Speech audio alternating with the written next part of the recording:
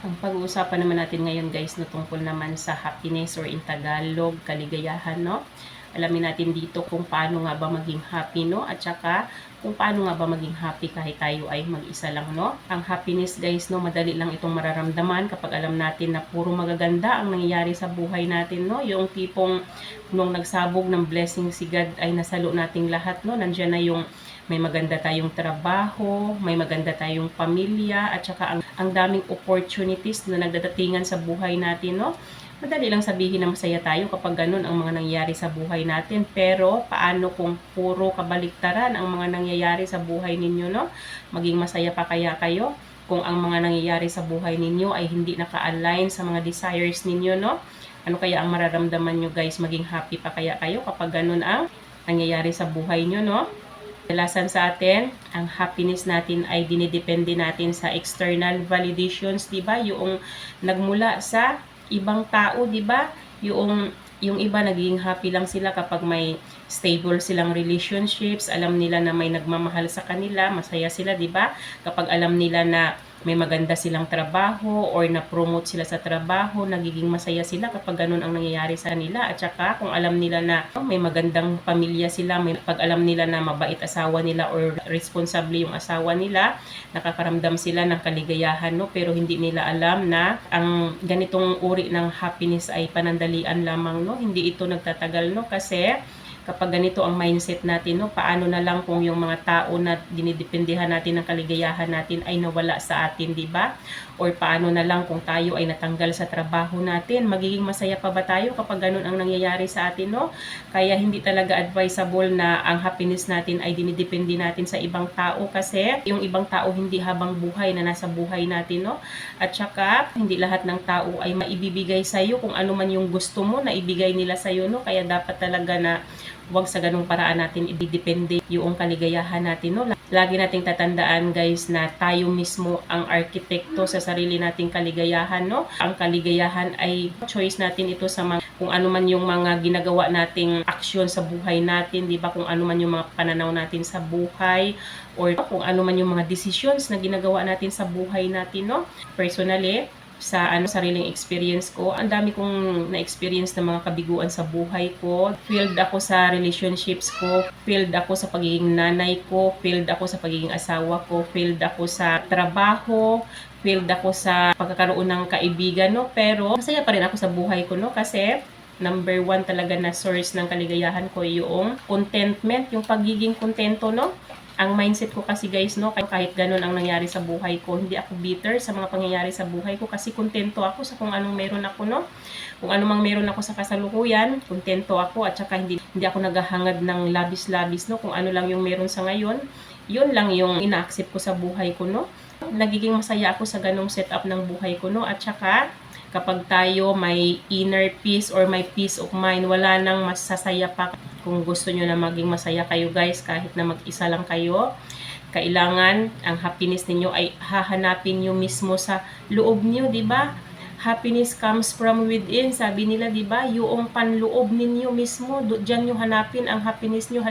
Wala nang masasaya pa kapag ang isang tao ay may inner peace, di ba? So, paano nga ba natin maa-achieve itong inner peace na ito, no? Maa-achieve natin ito guys kapag tayo ay number one na talaga dyan, kapag tayo ay hindi tayo nagwo-worry sa mga bagay-bagay, no? Hindi tayo nagwo-worry para sa future natin, no? Kasi alam naman natin, lalo na kapag tayo anak ng Diyos, kapag tayo God believers, safe at secure ang future natin kay God. Kaya ano pang alalahanin natin, di ba? Si God na ang bahala sa atin, no? At saka, pangalawa naman, ma-achieve natin itong inner peace kapag tayo ay grateful, 'di ba? Mapagpasalamat tayo sa lahat ng mga nangyayari sa buhay natin, kung ano man yung mga achievements na nakamtan natin, maliit man yan or malaki, ipagpasalamat natin sa Diyos, no? Magkaroon tayo ng inner peace kapag ganun ang mindset natin, no? Pangatlo naman dyan ay ma-achieve natin itong inner peace kapag tayo ay mapagpatawad tayo, no? Kapag tayo natutunan natin ang magpatawad sa mga tao na nagkasala sa atin, no? Ito ay nakaka-contribute ito para sa peace of mind natin, 'di ba? At saka pang-apat naman, ma-achieve natin itong inner peace kapag tayo ay laging nakasmile, laging nakatawa, no? Tapos pang-lima naman diyan, guys, no, ma-achieve natin itong inner peace kapag tayo ay nag-let go sa mga masasamang nangyayari sa buhay natin at saka mag-move on tayo kaagad, no? Huwag tayong maging bitter sa mga nangyari sa buhay natin na hindi maganda, no? At saka pang-anim naman, ma-achieve natin itong inner peace kapag nag-spend tayo ng time sa nature, no? Napakasarap ng feeling kapag nasa nature kayo, nag-spend kayo ng time sa nature, masarap ang pakiramdam, no? Tsaka pang-pito naman ay ma-achieve natin itong inner peace kapag nagdasal tayo kay God, no? Kapag nag-pray kayo kay God, nagkaroon kayo ng time kay God, no? Makipag-usap kay God, mag-pray kayo, 'di ba? Sabihin niyo kung ano yung mga nasa loob niyo, 'di ba? Napakasarap sa feeling yung makipag-communicate kayo kay God. At saka pang-walo naman, ma-achieve natin itong inner peace na ito kapag nag-meditate tayo sa mga salita ng Diyos, di ba? Nagmumuni-muni tayo sa mga salita ng Diyos at saka ma-achieve din natin itong inner peace na ito sa pamamagitan ng mag-practice tayo ng acceptance, di ba? Tanggapin natin kung ano man yung mga nangyayari sa buhay natin, di ba? Kung hindi man yan maganda ang mga nangyayari sa buhay natin or maganda man yan o hindi, tanggapin natin kasi yan ay parte ng buhay natin, no? Diyan tayo magkaroon ng inner peace, no? At saka, no? Magiging happy din tayo, guys, kapag tayo ay nagkaroon naman ng inner joy, di ba? Yung kaligayahan natin, hinahanap natin mismo sa loob natin, no? Ma-achieve naman natin itong inner joy na ito kapag tayo ay number 1 na talaga dyan, namuhay sa kasalukuyan, di ba? Mamuhay kayo sa kung ano lang yung meron sa ngayon, di ba? Wag na kayong magmadali doon sa future, no? Kasi yung future, sa susunod na yugto pa yan ng buhay natin. Ang importante, mamumuhay tayo sa kung ano man yung meron tayo ngayon sa kasalukuyan, di ba? At saka pangalawa naman dyan, ma-achieve natin itong inner joy na ito kapag tayo ay nag-practice ng mindfulness. Ibig sabihin, no? Maging mindful tayo sa buhay natin, kung ano yung nangyayari sa buhay natin sa kasalukuyan, kung ano yung nangyayari sa paligid natin, di ba? Huwag na tayong mangialam sa buhay ng ibang tao, no?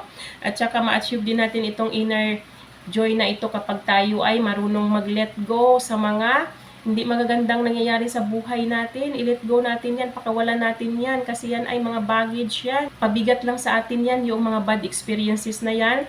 Kung yan ay, kung hindi nyo pakawalan yan, sisirain yan yung inner joy nyo, sisirain yan yung inner peace niyo, no? Kaya dapat lang talaga pakawalan nyo kaagad dyan, no?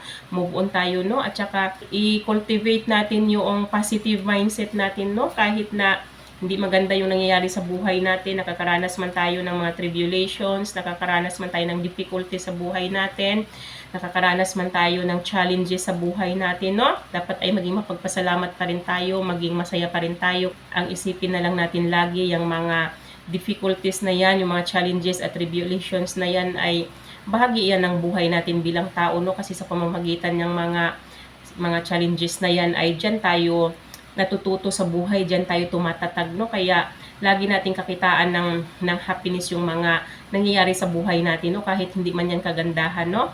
At saka guys, no? Itong inner peace na to, itong inner joy, at saka itong contentment na to, no? Matatagpuan lamang natin ito kay God, no? Kasi si God ang source ng happiness, no? Si God ang source ng everlasting happiness, di ba? Si God ang source ng forever na happiness kasi kung tayo anak ng Diyos, no? Anong promise ni God sa atin? Eternal life ang nag-aantay sa atin doon sa kaharian ng Diyos, no? So, magiging masaya tayo, guys. Magiging kaligayahan natin ay kaligayahan na walang hanggan, di ba? Forever joy ang ma-experience natin sa piling ni God. Kaya kung gusto nyo ng tunay na kaligayahan, no? Magbalik loob na kayo sa Diyos, guys, kasi sa Kanya lang matatagpuan ang tunay na kaligayahan talaga, yung kaligayahan na walang hanggan, no? So ano nga ba ang sabi dito sa Bible, no, tungkol sa happiness, no? Basahin natin dito sa Psalm chapter 37 verse 4. Delight yourself in the Lord and He will give you the desires of your heart. Ibig sabihin, no? Magsaya muna tayo sa piling ni God, no? Maging kontento daw tayo sa piling ni God, no? Halimbawa, pinagkalooban tayo ng blessings, no? Sa kasalukuyan. Maging kontento tayo kasi yung pagiging kontento natin ay magdadala sa atin ito para sa fulfillment ng mga desires natin, kung ano man yung mga kahilingan natin, ano man yung mga ninanais natin, di ba? Ipagkakaloob ni God sa atin yun. Kung maging happy tayo kahit sa maliit na bagay na ipinagkaloob niya, nakitaan pa rin natin ito ng kabutihan or naging grateful tayo kahit sa maliit na blessings na ipinagkaloob niya, naging masaya tayo at naging kontento tayo. magdadala sa atin ito para sa fulfillment ng mga desires ng puso natin, ipagkaloob ni God sa atin kung ano man yung mga kahilingan or ano man yung mga ninanais ng puso natin, no? At saka ang sabi naman dito sa Ecclesiastes chapter 3 verse 12, I perceive that there is nothing better for them than to be joyful and to do good as long as they live, di ba? Wala nang mas gaganda pang pakiramdam sa kung ikaw ay masaya ka sa buhay mo at gumagawa ka ng mga magagandang gawain habang ikaw ay nabubuhay, kasi kapag ganito ang pamumuhay mo sa mundong ito, no? Alam naman natin na kapag ganito ang pamumuhay natin sa mundong ginagalawan natin ay may inheritance na nag-aantay sa atin doon sa heaven, yung promise sa atin ni God, di ba? No? At saka ang sabi naman dito sa Romans chapter 12 verse 12, rejoice in hope, be patient in tribulations, be constant in prayer. Ang ibig ipakahulugan ng Bible verse na ito, no? Maging masaya daw tayo habang umaasa tayo kay God, no? At saka magiging pasensyosa daw tayo sa mga kahirapan na nangyayari sa buhay natin. Huwag nating tingnan ng bad situations itong mga pangyayaring ganito, no? At huwag nating kalimutan na magdasal kay God, kasi alam naman natin na sa lahat ng mga hindi magagandang nangyayari sa buhay natin, si God lang ang makakatulong sa atin, si God lang ang makakaalis sa situation natin, no? At saka sabi naman dito sa Romans chapter 15 verse 13, may the God of hope fill you with all joy and peace in believing, so that by the power of the Holy Spirit you may bound in hope. Diba? Si Apostol Paul itong nagsulat nito, no? Ito yung sinabi niya sa mga taga-Roma, no? Anong sabi niya dito?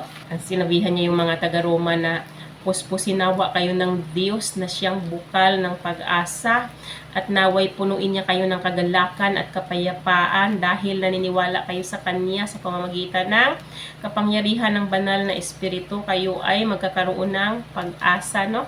Yan ang sinabi ni Apostol Paul sa mga taga-Roma, no? At saka ang nakasaad naman dito sa Philippians chapter 4 verse 4 naman, rejoice in the Lord always. I will say it again, rejoice. Paano nga ba tayo magsaya sa piling ni God, no? Ang gagawin natin para maging masaya tayo sa piling ni God, no? Una na talaga dyan, guys, no? Mag-spend tayo ng time kay God, di ba? Through prayer, di ba? Makipag-usap tayo kay God. Sabihin natin kung ano yung mga hinaing natin. Sabihin natin kung ano yung mga nangyayaring hindi maganda sa buhay natin. Humiling tayo kay God, di ba? Magkaroon tayo ng oras para kay God, para ma-achieve natin itong happiness na to, no? At saka, pangalawa naman, mag-express tayo ng gratitude, no? Yung maging mapagpasalamat tayo sa Diyos, lahat ng blessings na umakyat sa atin, lahat ng blessings na ipinagkaloob ni God sa atin sa araw-araw. Pasalamatan natin si God kasi siya ang source ng blessings natin, no? Tapos pangatlo naman dyan, para maging masaya tayo sa piling ni God ay mamuhay tayong matuwid, di ba? Ibig sabihin, mamuhay tayo ng naaayon sa mga salita ng Diyos, no? Huwag nating susuwayin yung mga salita ng Diyos para maging happy tayo sa piling ni God. Tapos, pang-apat naman dyan, para maging happy tayo sa piling ni God, kasi alam naman natin na ang gusto ni God ay mag-serve tayo sa iba, di ba? Maging servants tayo ng mga tao, di ba? Ibig sabihin, kung may wisdoman tayo tungkol sa mga salita ni God, di ba? I-share natin sa kanila para sila ay magkaroon din ng wisdom, at saka para sila ay magkaroon ng awareness tungkol sa mga salita ni God, no? At saka panglima naman, para maging masaya tayo sa piling ni God, kailangan magpatawad tayo at mag-let go tayo sa mga hindi magagandang nangyayari sa buhay natin, no? Pang-anim naman, dapat ay i-develop natin itong positive mindset, no? No, ibig sabihin, piliin natin lagi na mag-focus tayo sa mga magagandang nangyayari sa buhay natin, no? Para magkaroon tayo ng pag-asa sa piling ni God, di ba? Yan ang mga dapat nating gawin para maging happy tayo sa feeling ni God, no? Sana guys, no? Alisin na natin sa mindset natin ang happiness natin ay dinidepende natin sa ibang tao, no? Sa halip na hanapin natin sa ibang tao yung happiness natin, no? Bakit hindi natin i-practice sa sarili natin na ang happiness natin ay hanapin natin mismo sa loob natin, di ba? Kasi ang nakasaad nga, happiness comes from within. So, ibig sabihin, mag-umpisa siya sa sarili natin, no? Huwag nating hanapin sa ibang tao, kasi tulad ng sinabi ko, ang mga happiness na nararamdaman natin mula sa ibang tao, mula sa external validations, or mula sa mga magagandang nangyayari sa buhay natin, ay panandalian lamang, no? Hindi yan magtatagal, no? Mawawala din yan, no? Kaya ang dapat nating mindset ay ang happiness natin ay hanapin natin mismo sa loob natin, no? Sa pagkatao natin, no? At saka, ang happiness na nagmula sa pagkatao natin sa loob natin mismo ay mahahanap lamang natin yan kapag tayo ay may pananampalataya sa Diyos, kapag tayo ay God believers at tayo ay anak ng Diyos, no? Kaya kayo guys, no, sana ma-realize ninyo na ang tunay na source ng happiness ay si God lamang. Sa Kanya lamang natin matatagpuan ang tunay na happiness na hinahanap natin sa buhay natin, no? Makakatiyak tayo na ang happiness na ibibigay ni God sa atin ay panghabang buhay guys, no? Walang hanggan, no? Walang kamatayan, happiness yan, no? Lalo na kapag tayo ay napagkalooban na ng eternal life, di ba? Mamumuhay na tayo doon sa heaven na masaya, di ba? Sobrang saya ang pakiramdam natin kapag nagkaroon tayo ng eternal life sa piling ni God, di ba? Kaya kayo guys, no, sana maisip nyo na yan habang maaga pa, no, habang may chance pa kayo, no, na maging happy sa feeling ni God, no. So, yun lang naman yung aking mai-share sa araw na to guys, no. Sana may natutunan kayo sa akin. Hanggang dito na lang yung aking video. Bye-bye and God bless you all. Bye-bye everyone!